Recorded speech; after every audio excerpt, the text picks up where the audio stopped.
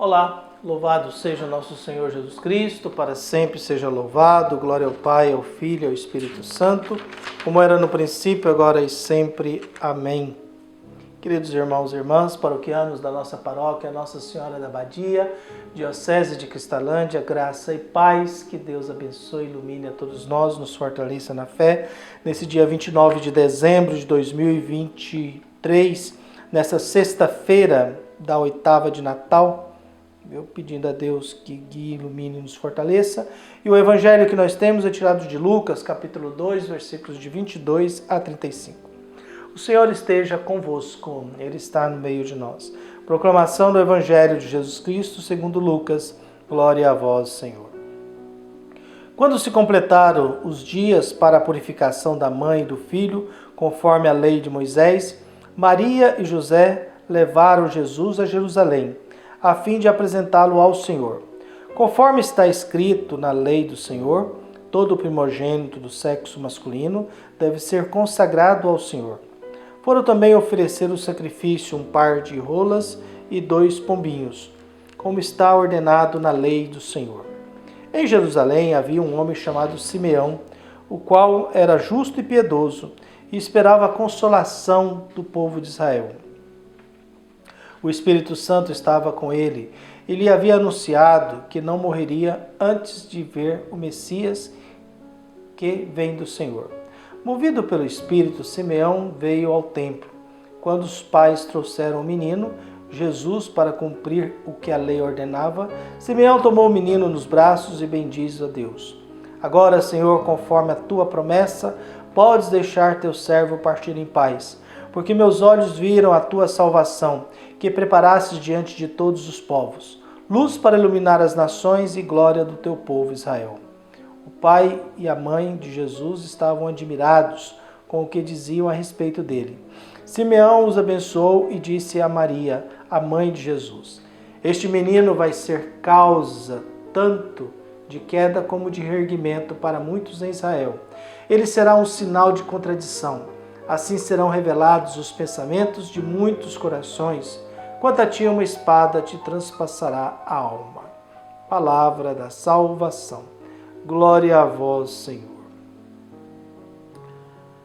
Caros irmãos e irmãs, unidos na fé, pedimos a Deus que ilumine a todos nós. Essa passagem do Evangelho nos traz uma prática religiosa. José e Maria havia uma semana depois o ritual da circuncisão e dava o nome à criança. Depois havia, acho que 40 dias depois, o ritual de purificação, porque havia necessidade de purificar a mãe. E, sendo primogênito, a criança primogênita tinha que ser consagrada a Deus. O ritual que todo primogênito deveria ser consagrado a Deus.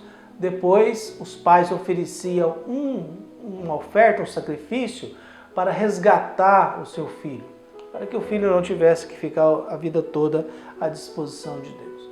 Então, o que nós temos? Essa prática desse casal religioso vai e apresenta Jesus e a purificação da mãe, oferecem animais pobres, os pobres ofereciam passarinhos como sacrifício de purificação, e os ricos ofereciam animais maiores, carneiros, bodes, animais maiores. Mas passarinhos e pombinhas era oferta de gente pobre, gente simples, gente humilde. Gente trabalhador, né? O José era carpinteiro. Não era um miserável, mas era alguém de vida mais modesta. Então Jesus ele é apresentado. O que nos chama atenção no Evangelho é que Jesus não é resgatado. Não se fala que os pais ofereceram, ou seja, Jesus permanecerá a vida toda consagrado a Deus. Jesus permanecerá a vida toda à disposição de Deus. Simeão é um homem de fé, justo, honesto, que espera a salvação do povo de Israel. Encontra em Jesus isso e diz uma das frases mais sábias e também mais interessante. Agora o seu servo pode partir em paz porque eu vi a salvação do meu povo. Nós estamos falando de um homem religioso, um homem de fé, que não morre enquanto não vê a esperança de salvação. Alguém que não deixa o mundo enquanto não vê o Salvador chegar. E ele reconhece esse Salvador num recém-nascido que está sendo apresentado a Deus. nas mãos de uma mãe que está sendo purificada por causa do parto e do contato com o sangue que há no parto. Por isso, nós vamos vendo que Jesus começa sendo reconhecido. Jesus começa a ser reconhecido pelos pastores, pelos magos, agora por Simeão, depois vem Ana. Então, são gente do povo, homem, mulher, grupos, estrangeiros. Então, Jesus começa a ser reconhecido e, ao mesmo tempo, percebe-se que nele há a salvação. E nós estamos falando de um recém-nascido. Nós estamos falando de uma criança. Então, por isso, Simeão é aquele que diz: movido pelo Espírito Santo, veio ao templo, quando os pais trouxeram o menino Jesus para cumprir a lei que ordenava. Simeão tomou o menino nos braços e bendiz: agora, Senhor, conforme a tua promessa, podes deixar teu servo partir em paz, porque meus olhos viram a tua salvação, que preparaste diante de todos os povos, luz para iluminar as nações e glória do teu povo Israel. O pai e a mãe se admiram diante disso, porque tanto para José quanto Maria, essas manifestações de reconhecimento da grandeza do filho é um desafio ser compreendido. É um desafio um pai ou uma mãe entender, mas de quem nós somos pais? Que agora as pessoas começam a reconhecer nele uma salvação. Começam a reconhecer nele alguém. Mas as coisas não são só flores. Simeão também, a gente lembra que ontem a gente celebrou os Santos Inocentes, fazendo memória daqueles que perdem a vida sem merecer, na inocência, o fruto da ganância do poder de Herodes, da ganância do poder das pessoas, que não importa o ser humano, o que importa é a estrutura, o poder, o privilégio, o dinheiro e essas coisas todas. É o ser humano ganancioso que não tem escrúpulo. Não está cheio disso no mundo, né? Brasília, às vezes, a gente tem muito disso por lá, né? Nossas autoridades políticas que só pensam em si mesmo, são incapazes de pensar no povo.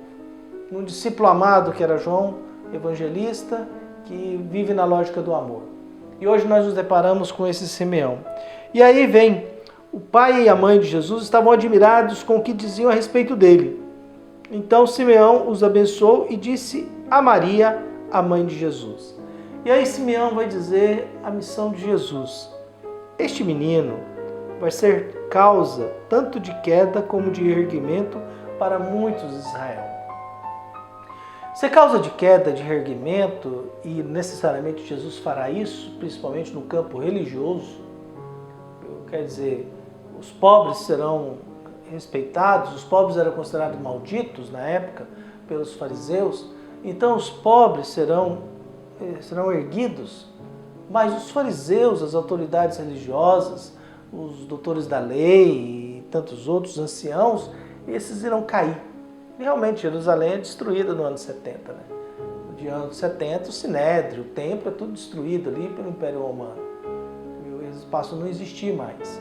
Então esse menino vai ser causa tanto de queda como de reerguimento para muitos em Israel, o povo de Deus.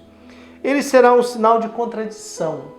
Esse negócio de ser sinal de contradição é interessante porque realmente Jesus é um sinal de contradição. Né?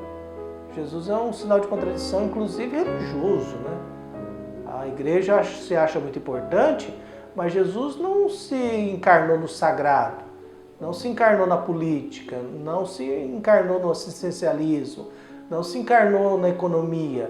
Jesus se encarnou no humano, não se encarnou no templo.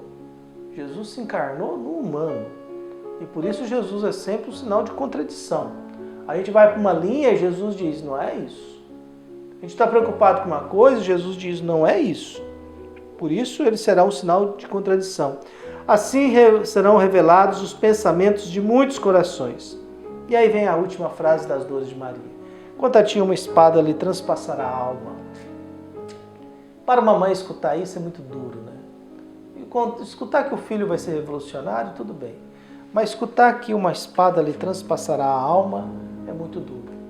Por isso que a gente possa buscar a salvação, que Deus possa abençoar e iluminar todos nós e, acima de tudo, que sejamos em comunhão com Jesus e possamos revelar os pensamentos de muitos corações. Um abraço, até mais.